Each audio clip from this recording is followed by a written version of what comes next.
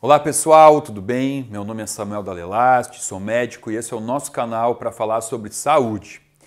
Bom, pensando aqui em alguns pontos que eu vejo que são dúvidas mais frequentes durante a consulta, falar de gordura visceral é um assunto que realmente deixa muita dúvida, porque eu começo a consulta, aí eu olho para a circunferência abdominal do paciente, olho para alguns exames e aí eu começo a falar da gordura visceral e eu vejo que o paciente faz uma carinha meio torta, meio estranha, porque parece que é óbvio, mas para muita gente não é. Então, vamos entender um pouquinho o que é a tal da gordura visceral, que é muito falada hoje, é apontada como um dos fatores de risco para doenças isquêmicas, para diabetes, para mal de Alzheimer, para câncer.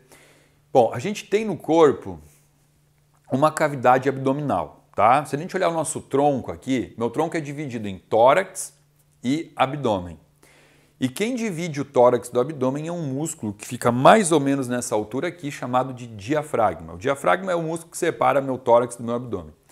Dentro da cavidade abdominal, eu tenho órgãos, que a gente chama também de vísceras, né? Os meus órgãos são as minhas vísceras, que eu tenho os rins, o pâncreas, estômago, intestino, tudo isso são vísceras.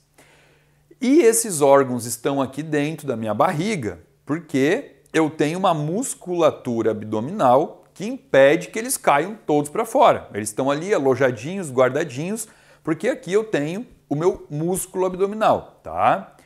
A gordura que eu tenho do músculo para fora, que é essa que eu consigo pinçar, que eu consigo pegar, que é a gordura que o cirurgião plástico tira na lipoaspiração, essa gordura tem um nome, a gente vai chamar de gordura subcutânea.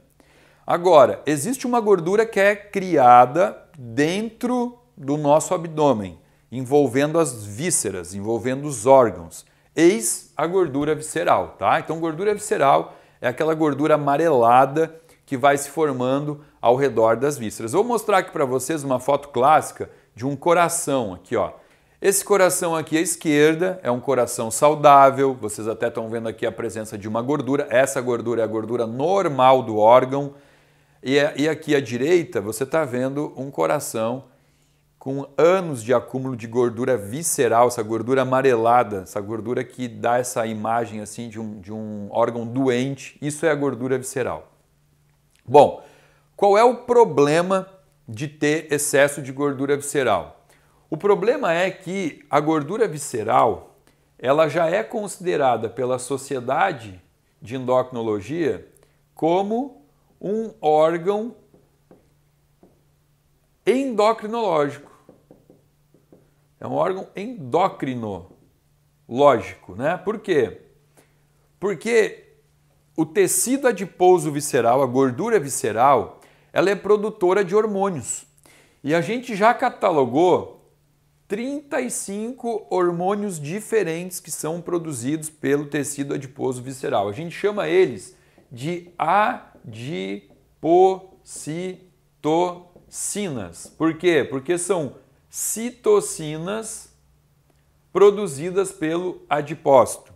E essas 35 adipocitocinas, elas são todos hormônios pró-inflamatórios, são todos hormônios que ativam gatilhos inflamatórios, que você pode não estar sentindo absolutamente nada, você pode estar com essa inflamação silenciosa, mas saiba que lá dentro processos inflamatórios, processos oxidativos estão acontecendo e com certeza absoluta isso num futuro irá trazer problemas que a gente vai chamar então daí de doenças, né? Eu não gosto de ver assim, porque eu enxergo isso aqui como uma doença e eu enxergo esses tais problemas como Alzheimer, como diabetes, como câncer, eu enxergo isso como sintomas e não como doença. São sintomas de uma doença que é esse excesso de depósito de gordura visceral no corpo, tá?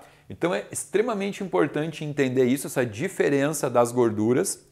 E também é importante entender como que se forma a gordura visceral. Obviamente aqui seria uma aula muito chata de bioquímica, porque a gordura visceral ela é formada por um erro dentro da célula, né? Aqui eu tenho a célula, aonde entra a glicose. Vou fazer um resumão, tá? A glicose que entrou na célula, ela recebe um fósforo e aí ela é transformada em glicose 6-fosfato. A glicose 6-fosfato vai ser convertida em piruvato. O piruvato vai entrar na mitocôndria e a mitocôndria que vai transformar o piruvato em acetil-CoA, vai pegar essa acetil-CoA, vai fazer o que a gente lembra lá do colégio, né? O ciclo de Krebs, que a gente aprendeu com a professora da 4ª série de biologia. Ela ensinou que no ciclo de Krebs você teria a formação de ATP, adenosina trifosfato, isso aqui é energia. Então isso seria o caminho correto, né? Acontece que quando você dá um aporte maior de glicose do que o corpo consegue processar e transformar em energia, você começa a desencadear uma coisa chamada de resistência insulínica, né? A resistência insulínica, por muitas pessoas também conhecida como pré-diabetes, ela pode ser o gatilho para a formação de gordura visceral. E deixa eu deixar bem claro isso aqui, porque eu já tive até problemas aqui com meus vídeos, quando eu falei em relação à insulina, que teve gente que comentou que a insulina é maravilhosa, porque depois do treino é a insulina que vai fazer você devolver glicogênio para a célula, músculo. Perfeito, perfeito. Se você estiver falando de atividade física, de treino, é uma coisa. Aqui eu estou falando de patologia, não estou falando do atleta, tá? Eu estou falando de uma pessoa que tem já um aumento da circunferência abdominal e essa pessoa está consumindo excesso de carboidrato.